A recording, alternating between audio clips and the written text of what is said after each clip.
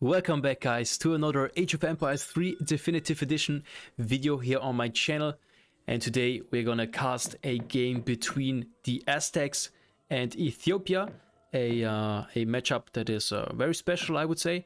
And I haven't covered any Ethiopia games so far, so Ethiopia is not played that much on the high ladder, but still I think it's a great civ, and I really like it. But it's it's a civ where you have to put in a lot of time to master it, as a little bit harder than Hausa as well, I would say. And we have two players here facing each other. We have ILame, who is currently on rank 83, and his opponent is a Chinese player. He is called劲弩三千, which means 3,000 crossbows. So very interesting name here. And then we are playing on the map Baja California, where we have two water ponds, one on the south and one in the north. And then, without further ado, let's jump into the game. So we see the Ethiopian player starting off with the granary to herd in his pronghorn. And at the same time, we see that ILame is not wasting any time, and he's putting down a trading post here in the middle of the map. And ILame started off with the community plaza and is also trying to herd in his pronghorn as good as he can. And the Aztec explorer is now going north way. Now trying to get this treasure here, I guess. 75 coin treasure. I think he's waiting for his Eagle Scout, and now he's attacking. And now we see the first shipment coming in for the Aztec player. So he's starting off with the 3 villagers. And then if we take a look on the rest of the deck, we see the Kalmekak card, which is very famous now. A lot of pro players are using it. So it's a card where you get one warrior priest, and the next age up is faster. So most of the player send it in transition to H2, so they will get it if they are going to H3, so they reach H3 faster. And then in H2 we see 5 villagers, 600 wood, 700 wood, 600 coin. And then we see the 5 coyote runners as well as the coyote combat card, which increases the speed by 10% as well as the hit points by 20%. Then we see 6 puma spearmen as well as 9 Otonin slingers. And then he also has the fencing school card in there, which increases the reduces the build time by minus 40%. And then we see 11 Maya allies. And then H3 we see some combat improvement cards. So he will switch fully to the knights in H3. So okay, let's check out the deck from the Ethiopian player. So I think he started off with the Trinity card, 2 villagers as well as 1 Ebon. And then he does have the Oromo Migrations card, which ships 1 villager, ships 1 additional villager for each one you have lost so far in the game. So maybe this is a card that he won't send in the start, so this is more of a rescue or emergency card if he's losing some villagers, so he can get them back very fast. And then we see in H2 700 wood, 600 coin, 700 coin, as well as the 2 influence cards. And then we see Big Benny prize pool, the 6 Cascania, 6 shuttle warriors, as well as 2 Cascania upgrade cards. And in H3 we see these big Sebastopol mortar. Then these guys here, the Senna Horsemen, one of my favorite units in the game. A lot of HP and double resistance. I'm already taking too much time here checking out their decks. Let's jump back to the game. Here we see the Ethiopian player getting another treasure, 60 wood, and his Abon is assisting. He's just healing him. And the Aztec player managed to convert 2 bandits, 2 treasure guardians. And now we see that the Ethiopian player is going up with the Sudanese. And his opponent, ILame, is also going up, and he's going up with the Elder. And here the Aztec Explorer just found another treasure. He's getting this 35 wood treasure. Now we also see the Ethiopian player is putting down his first trading post.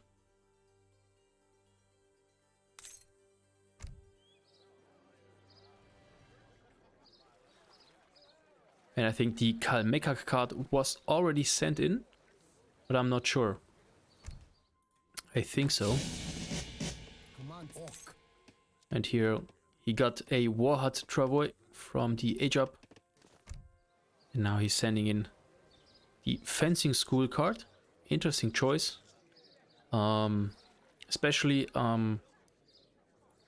this card is... Yeah, I'm questioning this card because you also can increase your producing time on your community plaza. So, yeah, interesting choice, but we will see if it pays out in any way. And then the Ethiopian player is very soon reaching age 2. So far he has 14 villagers. Here he comes, and he gets a native assembly builder and a mountain monastery builder.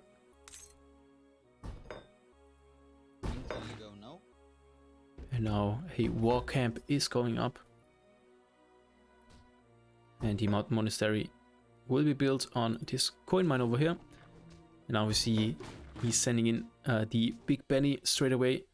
So I think he is going for a fast fortress strategy, because if he's not trading in a lot of resources, he will be able to get yeah, a lot of, or a good trade in with Big Benny. So he can probably get around 700 to 800 coin from that, and we have to see.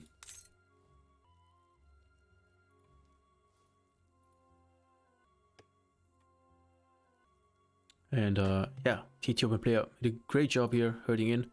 Now we see him, Big Benny, 900 food, really big boy. And now he was traded in, but he got traded in for wood. Now we see straight away 3 houses going down. So he's not going for the fast fortress strategy. Now he's following up with the 700 influence card, and now we saw just a batch of 5 Cascanians coming out. Another few more in queue, and then also the Sudanese dervishes. Here we already see 5 of them, more coming out. Then on the other side, ILame researching placer mines, as well as adding some coyote runners to the production. So far, neither of these players is attempting to go onto the water. Don't forget, this is a card where you can really profit from going onto the water, but yeah, of course, it needs some effort. And both players are going more for an aggressive H2 strategy here. So a few coyote runners now coming in.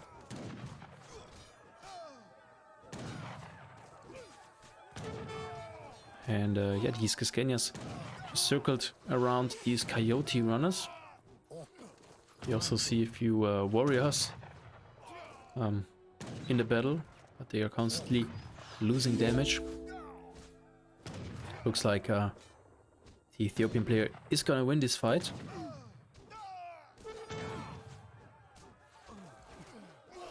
And he prefers to go to melee mode against these coyote runners.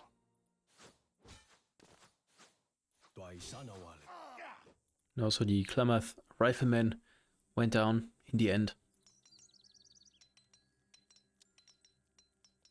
And now we see the next shipment coming in for the Ethiopian player, 6 Cascanias. and then a chest of 700 coin following up.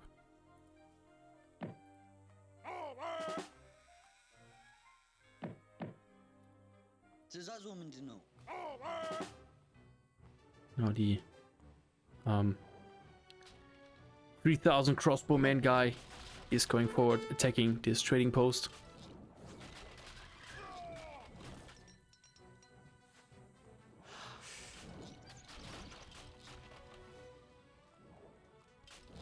And here the Aztec Explorer is now coming in with his 750 HP. Now we see that the ILame is just spamming out these warriors from his community plaza.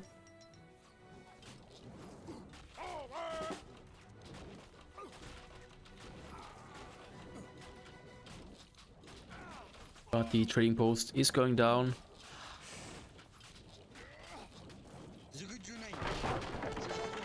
AT XP is going towards Mr. Crossbowman.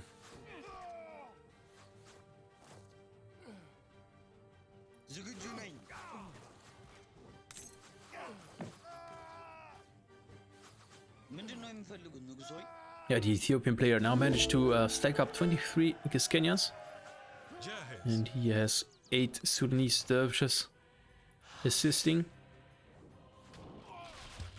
And also the war hut will go down pretty fast here. Just another 2 volleys and it's gone. Now he's committing to the warriors.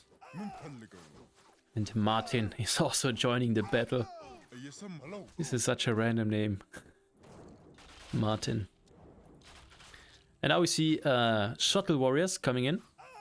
Also here, batch of 5, and he's also sending in 6 of them from the home city.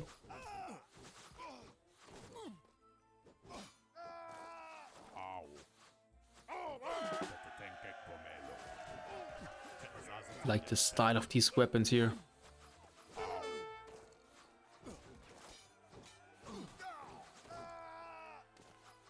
And all ILame is doing against this push is producing these warriors. But these Giskenyas are just marching forward constantly. Probably she should attack some villagers to hold off this warrior production. So because the Aztec player has 22 gatherers on the community plaza, and now we see the shuttle warriors right clicking these warrior priests as well as the villagers. Now it looks like they are finally cleaning up all of the all of the warriors, and there it is. That's the end of the game. ILame wasn't able to hold off against this push here from the Ethiopian player. Yeah, interesting. So cool to see Ethiopia finally on my channel here, and yeah, I hope to see more of Ethiopia plays. Very curious what pro players could do with this civilization. And yeah, until then, see you guys in the next video. Bye.